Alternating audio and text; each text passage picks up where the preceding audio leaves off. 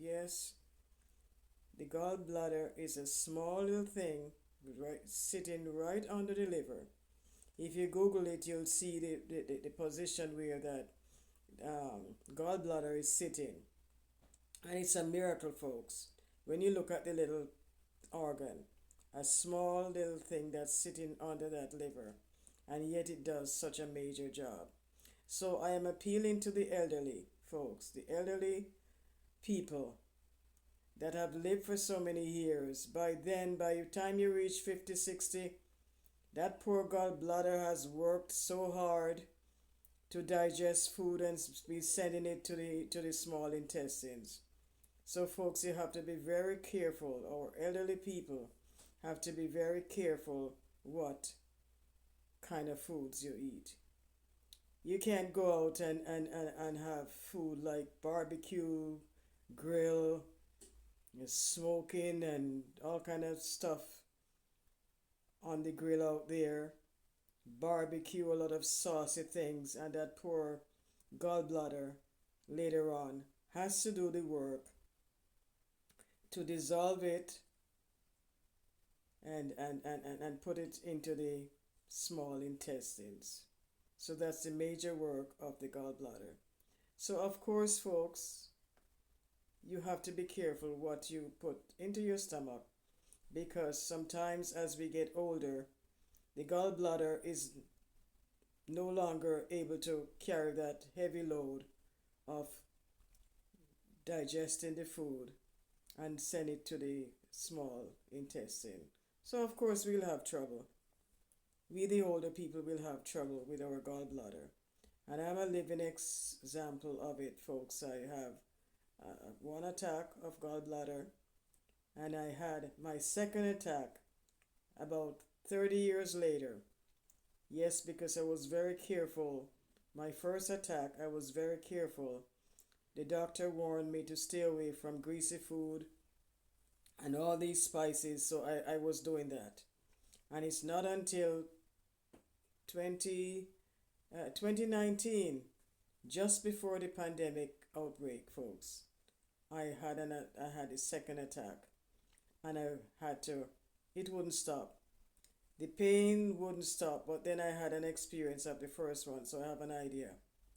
But having the idea didn't take away the pain. I tried everything, but thank God I had a bit of the Jamaican busy tea, and I made it, and I was able to throw off what was on the stomach, but the pain was still there. So I had to call the ambulance. First I called my daughter and she came over. She ran over with painkillers, Tylenol. I think I took one or two, but the pain didn't go away. I'm telling you, folks, that was an experience of a lifetime. I was in the bathroom. I was sweating. Cold sweat was washing me. And I was on the toilet. And I was vomiting. I tell you, it was something else. I didn't know my mother from a broomstick at that moment. It was very bad. And finally, we better call the ambulance. And we called the ambulance, and I went in to the hospital, which is about 10 minutes away from where I live. And they took me again in the emergency section. And of course, as usual, the hospital are always very crowded. And so I had to wait to get a bed. They put me into a bed there. And it was so painful. I kept moaning and moaning. I kept asking if they're going to give me something for the pain. And they wouldn't give me anything for the pain until they took blood work. Yes, in the wee hours of the night there, they took the blood work. And then they decide to, they don't know. After the blood work, they decide what they were going to give me. So they put the pain killer into the intervene bottle that they had me hooked up on. And about 2 hours or less later, I had a relief. The pain was gone and I was out as a light. I went to sleep. I think it was on the weekend, maybe the Friday night or whatever. And I was there Saturday, got more tests. Uh, yeah, folks, the hospitals run like any other day. Every day is the same day is the same in the hospitals. You don't know any difference. You don't know the difference of Monday. You don't know the difference of Tuesday because they were always busy. And whatever test they have to run, it don't matter what day it is, Monday, Tuesday, Wednesday, Thursday, whatever it is, their tests are gonna be running. They have technicians on duty that was taking these tests. And so I think it was I think it was the following day.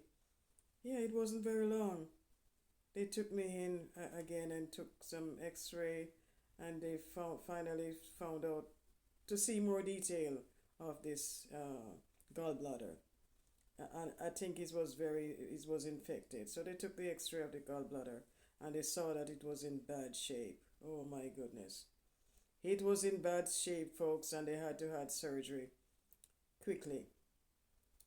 They had to have surgery quickly.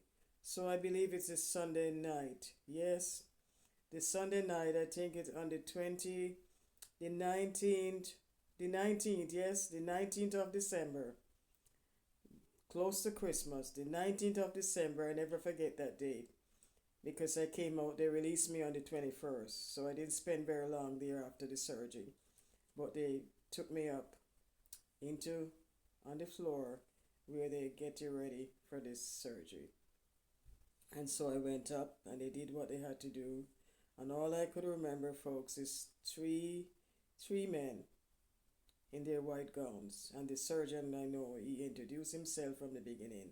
And he was there. He was the one. He told me, I'm the one that's going to do the surgery. So I knew that he was there. So they put me on after my needle. And I was starting to go off to sleep, but I could see some things. And they put me on that bed or that table, whatever you call it. And it was Christmas, so they were singing Winter Wonderland. Yes, they were singing a Christmas song, Winterland. Yeah, something like that. And they sing and they sing and they sang that song until they wheeled me into that room with the big bright lights. That's all I could remember. After they kept singing and pushing that bed right into the big room with the big lights. And after I got into the room with the bright lights, I was out. I was out as a light, folks, and I didn't know what took place then. I was gone. Gone, gone, gone. So they saw that I was a little scared, so they sing. I tell you, it was something else. They were like angels singing in their white gowns. Yeah, it was wonderful. I was a little scared, but I was felt a little relaxed, and I had no choice. They gave me a needle, and I was out. But the surgery went well, and the Sunday night late they put me back into the room, and Monday I was rested. They gave me pills for prevention of any infection or whatever. And the Tuesday, I think it was a Tuesday, the 21st, I was released, and they sent me home with instructions and medication. Yeah, but folks, it's not hard for the gallbladder to get infected, especially with older people. You have to be careful what you eat, and the old stale food that's sitting in the fridge for 3 days, folks, older folks, it's not good for you. Your system is not strong enough to manage stale and old food. As the health inspectors always say, I remember years ago when I take the course of food handling and food inspection and all of that, they always tell us, if you're not sure, throw it out. If you have food in the fridge for 2, 3 days, folks, don't eat it because your system is not strong enough to fight off all that bacteria that old stale food pick up in the fridge. You know, throw it out, because it's better you do that than to end up in the hospital with a gallbladder problem or a stomach problem. You can get food poisoning, and it doesn't go away easily. It's very dangerous, folks. So I am appealing to the older people with your stomach system not as strong as the younger ones, because you've gone through the years. The gallbladder has been working from you born until you reach 70, 75, and 60, and those ages. Don't gamble on that gallbladder, because that little gallbladder is not a nice thing. When it get infected and get inflamed and start to pain you, oh my goodness, it's bad. It is very painful. So if you have not gone through this kind of a pain, an attack of the gallbladder, you don't want to go there. So folks, when you have food in your fridge, I would eat it the second day, but I wouldn't take a chance on this third day. Yes, so I have been very careful when I have food in the fridge. 2 days, I mean the second day, and it's gone. If any is left, if any food is left, I'm not eating it. I don't care if it's something that I love and I enjoy. I am not taking any chances, especially now that my gallbladder is gone. I don't have anything there to work with. What I have to work with, my food will go straight to the small intestine. I don't have the gallbladder to fix it up, mix it up with the solution, and that is in there, the bile, whatever they call it, and then send it to the small intestine. I don't have that, so I have to be very cautious of what I eat. Something that is mild, something that the gallbladder can manage. Yes, folks. So I'm just here to share my experience, and I'm just here to encourage the older adults, male or female, that be careful what you eat. Be careful about the street food, folks, because you don't know what kind of um, spices, strong spices that they use to produce their food. So you have to be careful what you eat when you're out there on the streets. You can't just go and eat any and anything like the younger people who have a younger gallbladder that can work with them. Sometimes maybe yours are gone, you don't have that, so you have to be more cautious of what you're eating. So I hope my